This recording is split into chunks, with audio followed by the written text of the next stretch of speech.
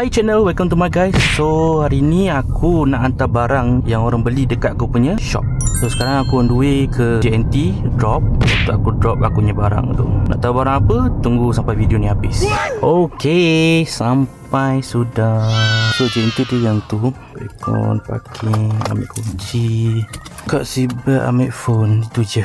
So ni kita simpan sini kejap. Alright. So ni barang dia.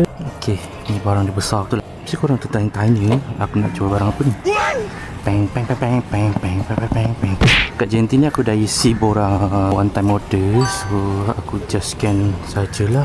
Hai, nak push, nak drop. Okay ni. Hantar pergi mana? Johor. Oh sana. Sekejap, saya besarkan. Okay. RM7. Okay. Okay. Ambil gambar. Okay. Kucing. Okay dah. Thank you. Penghantaran RM7.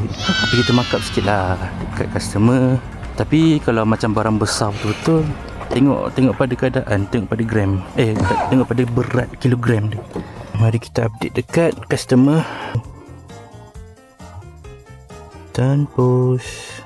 Cun. So, settle. Barang apa? Nanti korang tengok dekat ni, aku ada bagi satu gambar tu. Itulah barang dia. Total semua postage semua RM35 lah aku genapkan. So, kita nak pergi mana? Kita balik rumah.